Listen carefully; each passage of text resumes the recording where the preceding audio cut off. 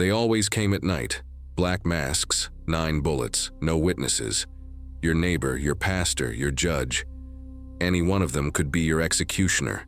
And in San Saba County, Texas, for 16 years, no one was safe. Imagine waking to the sound of horses, heavy boots on your porch, 3 knocks on your door. You open it and there they are, hooded figures, rifles aimed at your chest. You try to speak, you try to plead, but they don't care about your words. They already decided your fate 3 days ago, in a secret meeting, at a place called Buzzard's Waterhole, where respectable men in suits voted on who would live and who would die. This is not a legend. This is not folklore, this is documented history. Between 1880 and 1896, a secret society of over 300 members terrorized an entire county. They called themselves the Assembly. Everyone else called them what they really were, the San Saba Mob, a fraternal organization of death, with rituals, secret handshakes, and a signature that everyone learned to fear. 9 bullet holes, always 9, never more, never less. A calling card left in the chest of anyone who crossed them.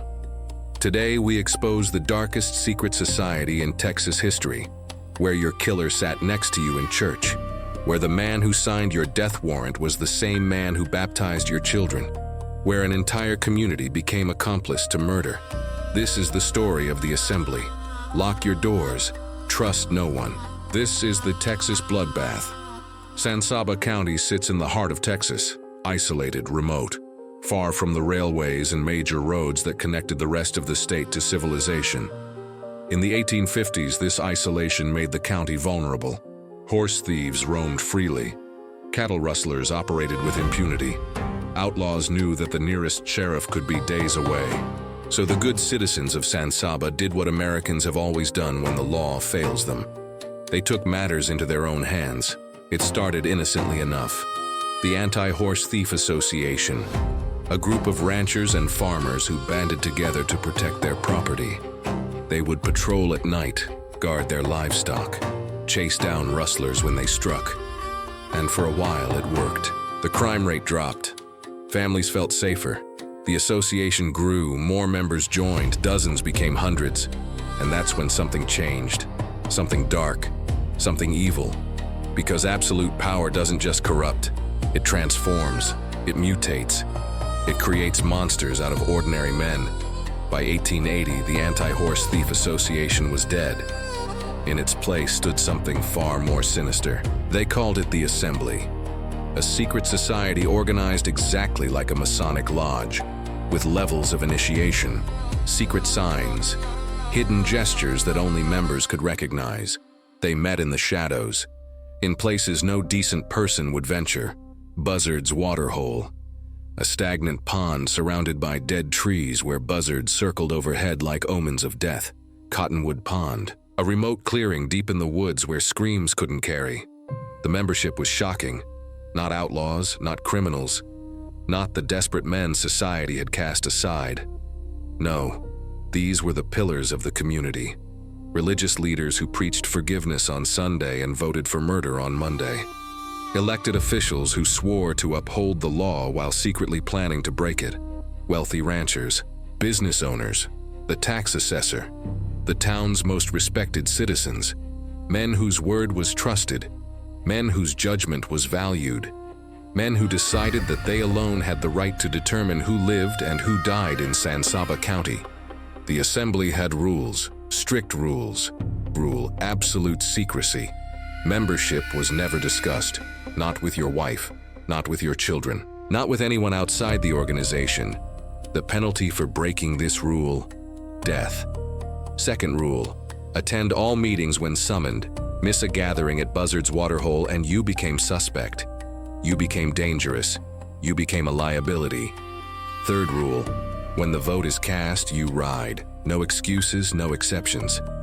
If the Assembly decided a man needed to die, every member was expected to participate in the execution. But how did they choose their victims? Who decided which neighbor would see the sunrise and which would die in the darkness? The answer is as terrifying as it is mundane. Anyone, for any reason. A land dispute? Death. A personal grudge? Death. Owed someone money? Death. Looked at someone's wife the wrong way? Death. Refused to join the assembly? Definitely death. Because the most dangerous people to the assembly weren't criminals. They were witnesses. They were outsiders. They were anyone who might expose the truth. The process was always the same. The assembly would gather after midnight, hooded, anonymous even to each other in the dim light of torches. The leader would present the case. This man insulted Brother Johnson. This man fenced off water that we use for our cattle. This man knows too much. This man is a threat. Then came the vote. A simple show of hands, guilty or innocent, live or die. Democracy at its most perverse. And once the vote was cast, there was no appeal. No mercy, no second chance. The sentence would be carried out within 48 hours. The execution teams rode at 2 a.m., always in groups of 6 to 10 men, always wearing black masks or burlap hoods with eye holes cut out, always armed with repeating rifles. They would surround the victim's home, position themselves at every exit, and then the knock. 3 times, loud, deliberate. When the victim opened the door, there was no conversation, no explanation, just rifles raised, just triggers pulled, just 9 bullets fired into the chest and abdomen, always 9. The assembly's signature, their brand, their way of making sure everyone knew who was responsible without anyone being able to prove it. The bodies were left where they fell, sometimes in the doorway of their own home, sometimes dragged into the road as a warning to others. The message was clear. This is what happens to people who cross the assembly. This is what happens to people who don't belong. This is what happens to anyone who threatens our power. And if you're thinking about reporting this to the authorities, remember one thing. The authorities are us. The sheriff might be a member. The judge definitely is. The jury will be stacked with our brothers. So go ahead. Try to get justice. We'll be waiting for you at Buzzard's Waterhole. For 16 years, San Saba County lived in absolute terror. Families locked their doors at night and still didn't feel safe. Farmers worked their fields with loaded rifles within reach. Women taught their children to run at the sound of horses approaching after dark, because you never knew. Your neighbor was a member. If your business partner voted for your death last Tuesday, if the man who smiled at you in church was planning your murder for Friday night, the death toll began to climb. 1 victim in 1880, 3 in 1881. By 1885, bodies were being found regularly. A farmer named Thomas discovered face down in his field, 9 bullet holes. A rancher named William found hanging from a tree with a note pinned to his chest. He knew too much. 9 bullet wounds in his body before they strung him up. A woman named Sarah found shot in her own kitchen. Even women weren't safe if the assembly deemed them a threat. 9 bullets, always 9. The signature that everyone feared. The authorities tried to investigate. They really did. The county sheriff organized posses, questioned witnesses, followed leads. But every investigation hit the same wall. The code of silence. No one saw anything. No one heard anything. No one knew anything, because speaking up meant becoming the next victim. And everyone understood that the assembly had eyes and ears everywhere.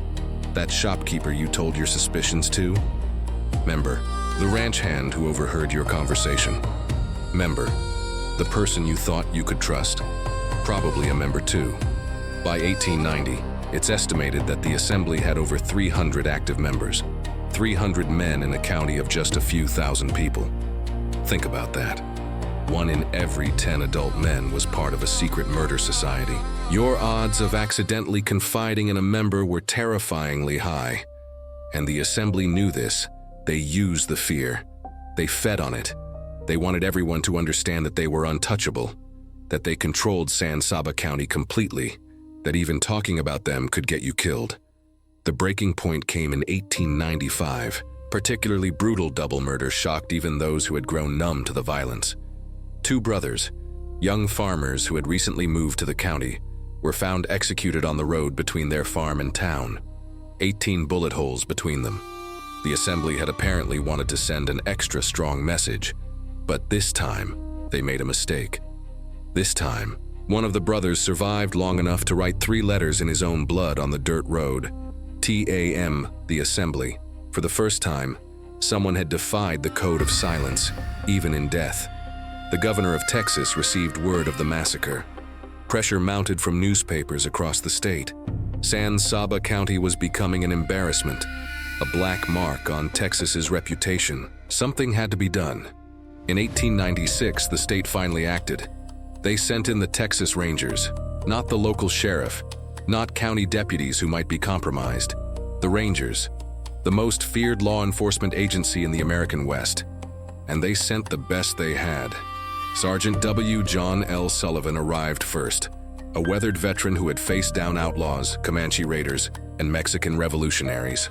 But nothing prepared him for what he found in San Saba County, a community so paralyzed by fear that grown men refused to speak to a Texas Ranger. Women who crossed the street rather than be seen talking to him. Children who had been taught that the men in masks were something to be feared more than any monster. Sullivan conducted interviews. He gathered evidence. He identified suspects.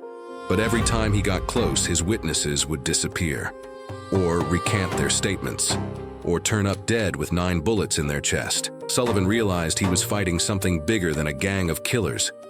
He was fighting an entire social structure, a shadow government that operated parallel to the official one, and he understood that he couldn't win this fight alone.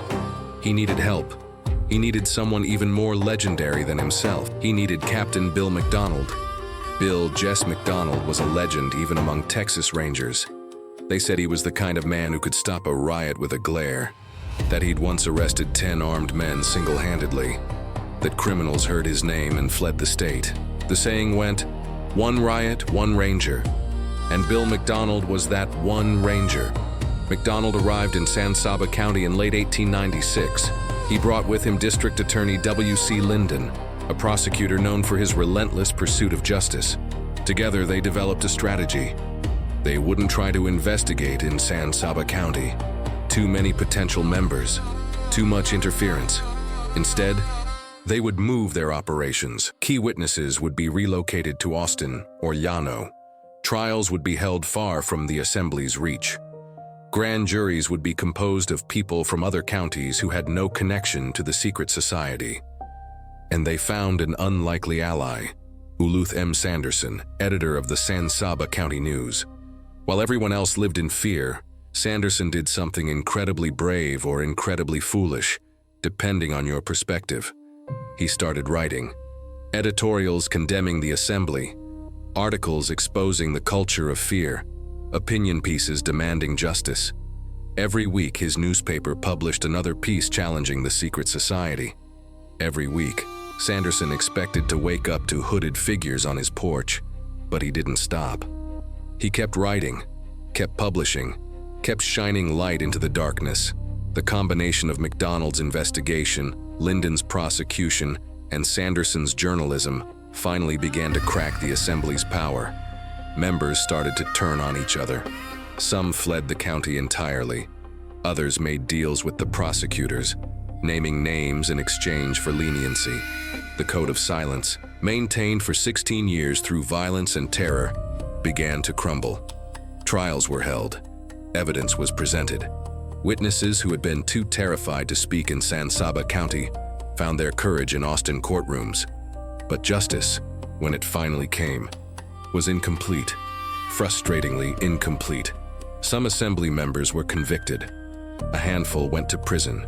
A few more were fined or publicly shamed, but the majority, they got away with it. They died of old age in their beds, never punished for the murders they committed. Some fled to other states and lived out their lives under assumed names. Others simply blended back into society, protected by friends in high places who helped them escape accountability. By 1900, the Assembly's reign of terror was over. Bill McDonald and W.C. Linden had succeeded in breaking the organization's control over San Saba County. But at what cost? At least 25 confirmed murders. Probably dozens more that were never reported or investigated. Families destroyed. A community traumatized. An entire generation of children who grew up learning that the people who are supposed to protect you might be the ones planning your death. Today, if you drive through San Saba County, you can still find Buzzard's waterhole. It's just a pond, stagnant, unremarkable. But locals avoid it. They say there's something wrong about the place.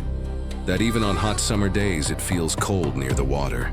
That birds don't sing there. That the land remembers what happened in those secret meetings. What was decided? What was planned? How many death sentences were pronounced in the darkness? There's a historical marker in San Saba now, erected in 2005 by the Texas Historical Commission. It tells the basic story. The Vigilante mob that became a murder society. The Texas Rangers who finally stopped them. But it can't convey the true horror. It can't explain what it felt like to live in a place where anyone could be your killer. Where the people you trusted most might be the ones who voted for your death. Where justice wasn't blind, it was hooded. The most terrifying thing about the assembly wasn't the violence. It was the normalcy. These weren't outlaws hiding in caves. They were your neighbors. They attended church. They served on juries. They held public office. They shook your hand on Main Street and smiled. And then they went to Buzzard's waterhole and voted on whether you should live or die. They came to your home at 2 a.m. wearing masks. They fired 9 bullets into your chest. And the next morning, they went back to being respectable citizens. They bought groceries, they kissed their wives, they tucked their children into bed, as if they hadn't just committed murder the night before. That's the real lesson of the San Saba mob. Evil doesn't always look like evil. It looks like ordinary people, good people, respected people. People who convince themselves that they're doing the right thing, that they're protecting their community, that they're dispensing justice. And once that line is crossed, once ordinary people decide they have the right to kill without trial, without evidence, without accountability, there's no bottom to how far they'll fall. The victims of the assembly never got justice. Their families never got closure. Their names are mostly forgotten. But their story needs to be remembered.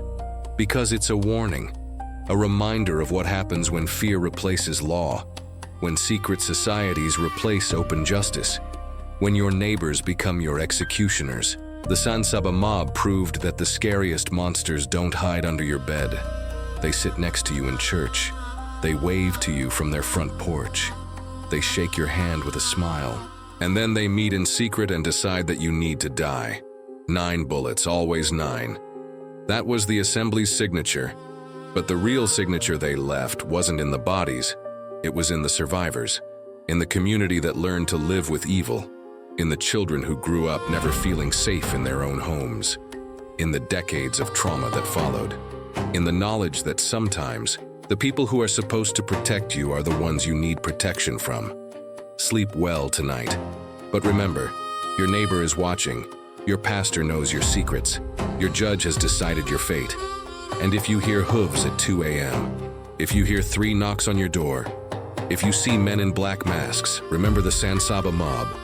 Remember that evil doesn't announce itself, just loads 9 bullets, and it always comes at night.